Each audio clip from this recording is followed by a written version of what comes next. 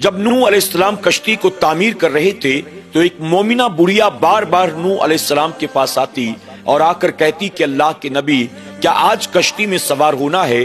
آپ فرماتے کہ نہیں مائی آج نہیں، میں تجھے بتاؤں گا۔ 2-4 روز کے بعد پھر واپس آتی اور آ کر کہتی اے اللہ کے نبی کیا آج کشتی میں سوار ہونا ہے؟ آپ فرماتے نہیں مائی آج بھی نہیں، میں تجھے بتاؤں گا۔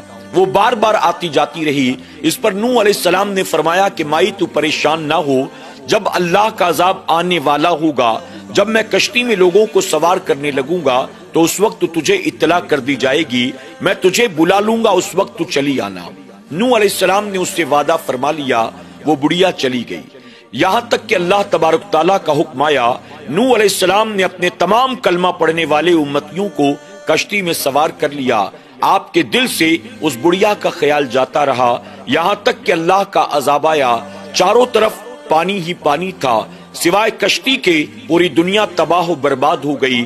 جب نوح علیہ السلام کی کشتی اللہ کے فضل و کرم سے 10 محرم الحرام کو یعنی عاشورہ کے دن جودی پہاڑ پر جا کر ٹھہری، نوح علیہ السلام اپنے امتیوں کے ساتھ کشتی سے باہر اترتے ہیں۔ اس کے بعد آپ نے زمین کا جائزہ لینا شروع کیا۔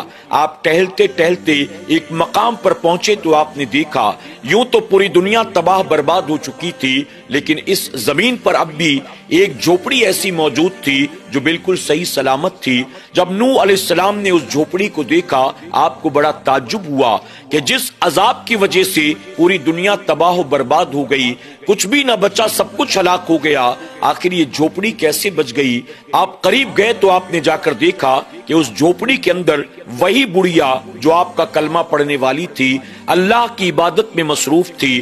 آپ نے اسے دیکھا تو آپ کو بڑا تعجب ہوا۔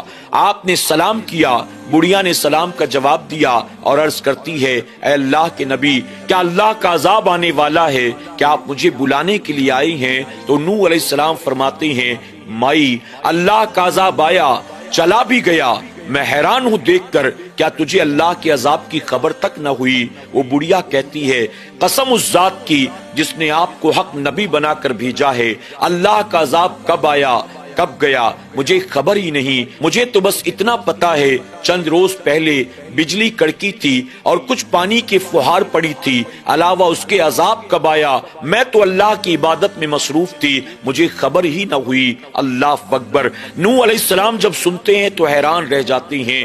ناظرین اکرام، واقعی حیرت کی بات تھی، وہ عذاب جس عذاب میں نوح علیہ السلام کا اپنا نافرمان و کافر بیٹا خود بچ نہ سکا، اللہ نے ایسے عذاب میں اس عبادت گزار نیک اور مومنہ بڑھیا کی حفاظت کی، اور یہ نہ کہ صرف اللہ نے اس بوڑھی عورت کی حفاظت کی بلکہ اس کا گھر بھی صحیح سلامت رہا۔ آخر وجہ کیا تھی؟ سب سے پہلی چیز تو یہ تھی وہ نوح علیہ السلام پر ایمان لا چکی تھی، دوسری چیز یہ تھی وہ نوح علیہ السلام کے بھروسے پر بیٹھی ہوئی تھی، اور تیسری چیز یہ تھی وہ نوح علیہ السلام کی اطاعت اور فرما برداری کرتی تھی، اور چوتھی چیز یہ تھی نوح علیہ السلام نے جس رب کا کلمہ پڑھا دیا تھا وہ عورت دن رات اسی رب کی عبادت میں مصروف رہتی تھی۔ ایسے میں بھلا بتائیے اللہ تعالیٰ اس عورت پر کیسے اپنا عذاب نازل کر سکتا تھا جس عذاب میں پوری دنیا تباہ و برباد ہو گئی؟ اللہ نے ایسے عالم میں بھی اس عبادت گزار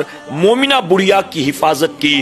ہمارے اور آپ کے لیے سبق یہ ہے ہم اور آپ بھی اللہ کی عبادت کریں، اللہ کے رسول کی اطاعت کریں، اپنے آپ کو قرآن و سنت کے سانچے میں ڈھالیں، اپنے آپ کو نیک بنانے کی کوشش کریں۔ یاد رکھیں پوری دنیا میں طوفان بدتمیزی تیزی کے ساتھ پھیل رہی ہے۔ آج اسلام اور مسلمانوں کے خلاف نہ جانے کیسی کیسی سازشیں کی جا رہی ہیں۔ اگر چاہتے ہو اللہ ایسے دور میں بھی ہمیں عزت عطا کرے، اللہ کامیابی عطا فرمائے، اللہ ہمیں اپنا حفظ و امان عطا کرے، تو صرف ایک کام کرنا ہوگا، اللہ اور اس کے رسول پر ایمان لانے کے ساتھ ساتھ اللہ اور اس کے رسول کی اطاعت بھی کرنی پڑے گی، فرما برداری بھی کرنی پڑے گی، اپنے آپ کو اللہ رسول کی نافرمانی اور ناراضگی سے بچا کر ان کی رضا والے کام کر کے اپنی دنیا اور آخرت کو سنوارنے کی کوشش کرنی ہوگی۔ اللہ ہمیں اور آپ کو عمل کی توفیق عطا فرمائے، آمین یا رب العالمین۔